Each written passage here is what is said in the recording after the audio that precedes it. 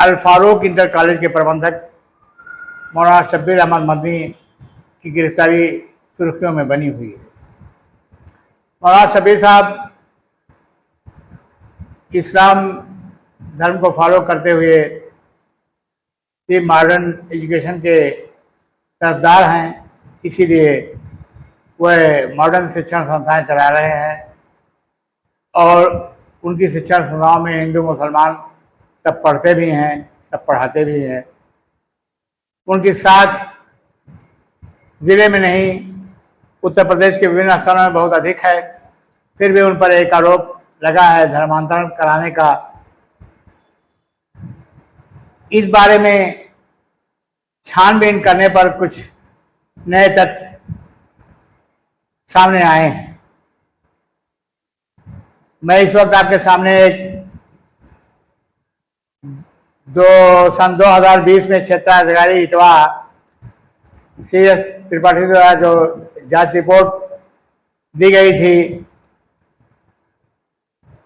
उसे आपके सामने पेश कर रहा हूं। ये रिपोर्ट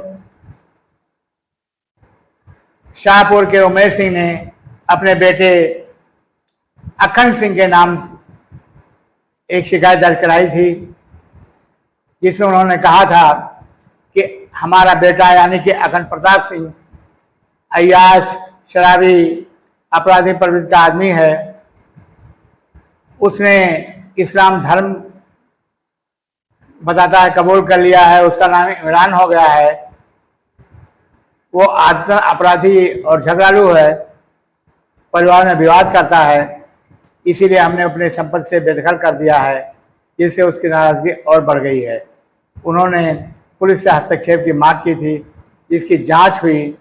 जांच में CO इटवा ने रिपोर्ट लगाई है और ये बताया है कि अखंड प्रताप सिंह पर लगाए उसके बाप द्वारा लगाए आरोप सही साबित हैं।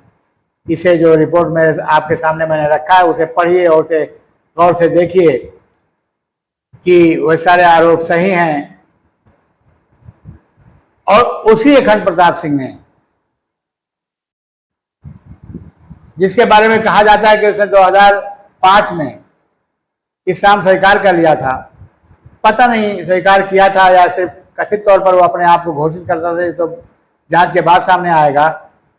वही आदमी 2025 में 5 साल के बाद फारूक इंटर कॉलेज के प्रबंधक पर एक शिकायत दर्ज कराता है कि मौलाना प्रबंधक मौलाना शब्बीर अहमद मदनी हमारा धर्म परिवर्तन कराने का प्रयास कर रहे थे, मुझे लालच दे रहे थे, मुझे रुपया दिखा रहे थे। 2 बातें हैं सर आपके सामने।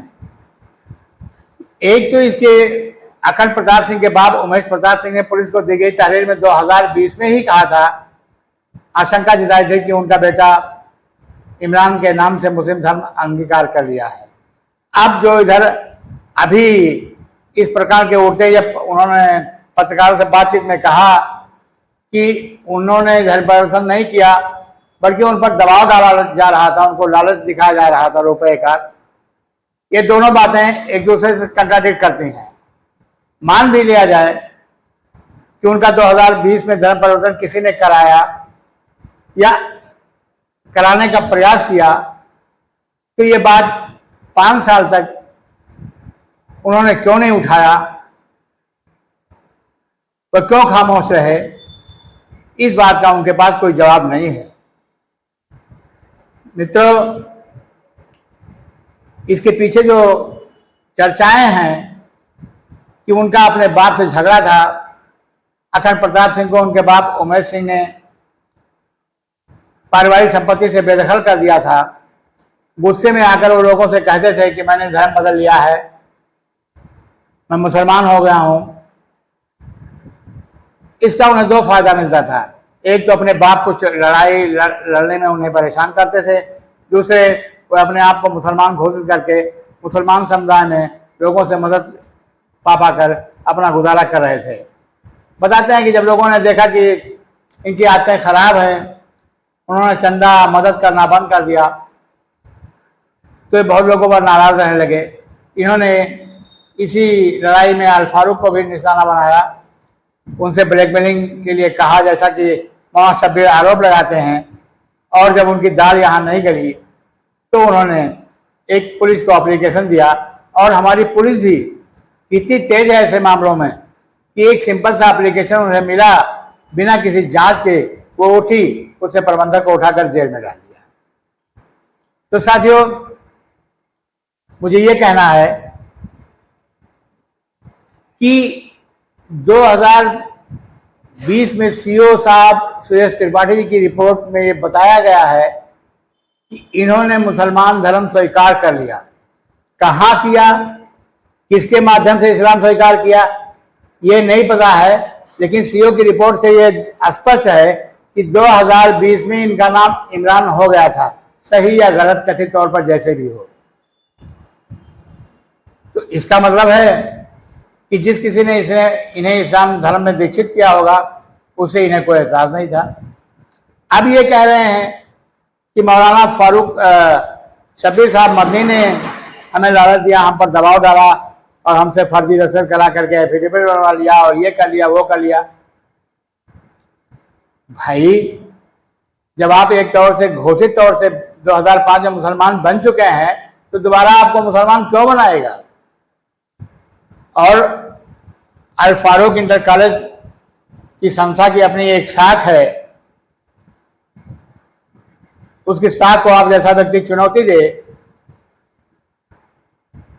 वो भी बिना किसी प्रमाण के, पुलिस को कम से कम इसका ध्यान करना चाहिए था।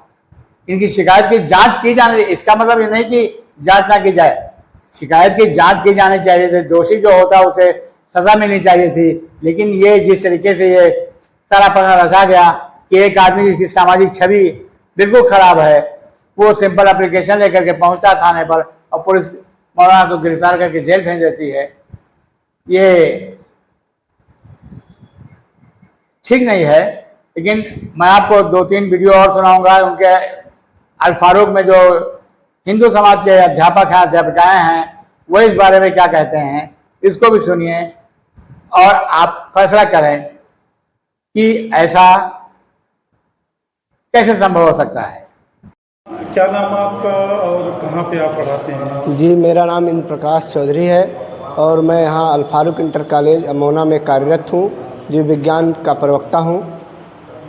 ये इंद्र जी, आपके स्कूल के जो प्रबंधक हैं उनके ऊपर आरोप लग रहा है कि यहाँ पे हिंदुओं का जो है वो धर्मांतरण कराया जाता है विभिन्न तरह का लालच दे करके। जी, मेरा मानना है, यहाँ 15 महीने से मैं कार्य कर रहा हूँ, ऐसा कोई भी यहाँ मामला अभी तक सामने नहीं आया, ना मैं कोई सुना। जो आरोप लगा जा रहे हैं वो पूरी तरह से निराधार हैं और गैर जिम्मेदाराना है और हमारे प्रबंधक जी को जो है गलत तरीके से उनको पेश किया जा रहा है, जो भी ऐसी कोई भी यहाँ प्रक्रिया नहीं चलती है। मतलब जो आपको यहाँ पे नौकरी मिली वो आपके अपने उसमें मिली या किसी तरह का कोई लालच आपको मिला? जी नहीं, मुझे मेरे वरीयता के हिसाब से, मेरे जो है क्वालिफिकेशन के आधार पर जो है मुझे यहाँ जॉब मिला और मैं 15 महीने से लगभग कार्यरत हूँ। अभी मैं नया भी हूँ, लेकिन ऐसा कोई भी मामला मेरे सामने नहीं आया, ना मैं जानता हूँ ऐसा, ना मुझे कोई लालच दिया गया है। क्या नाम आपका? मेरा नाम राकेश चंद्र श्रीवास्तव है सर, और मैं इस संस्था का नाम अल फारूक इंटर कॉलेज है। मैं यहाँ पर 29 साल से पढ़ा रहा हूँ। आपके जो प्रबंधक हैं जी, उनके ऊपर आरोप लग रहा है जी, यहाँ पे हिंदुओं को लालच दे करके उनका धर्मांतरण किया जाता है। नहीं, ये आप यहाँ पे हैं, क्या कहेंगे आप? अब सर ये बेबुनियाद है और इतने काफ़ी समय से हम यहाँ पर हैं, ऐसा कभी भी नहीं हम लोग के साथ हुआ। भाईचारगी के साथ सैक रहते हैं प्रबंधक साहब, हम लोग के सुख दुख में शामिल रहते हैं। कभी कोई लालच? नहीं सर, कुछ नहीं, कभी भी नहीं सर। कितने साल से आप यहाँ? मैं सर 12 जनवरी 1997 से यहाँ पढ़ा रहा हूँ। कभी किसी तरह की? नहीं सर, कभी भी नहीं। तो आपने सुना अध्यापकों की बात और आपने देखा वो अखंड प्रताप सिंह के विषय में जो सीओ इटवा ने 2020 में जो जांच रिपोर्ट दी है उसे भी पढ़ा, अल फारूक के बारे में बताया। अब आप अंदाज़ा लगा सकते हैं कि इस ज़िले में क्या हो रहा है। कैसे कैसे लोग परेशान किए जा रहे हैं, और जो परेशान किए जाने के योग्य थे वही आज स्वयं को पीड़ित घोषित करके बड़े से बड़ा कारनामा कर रहे हैं। साथियों, इस मुद्दे को कुछ लोग सांप्रदायिक बनाने की कोशिश कर रहे हैं, लेकिन ये इस जिले की खासियत रही है। यहाँ गंगा जमुनी तहजीब को मानने वाले लोग रहे हैं।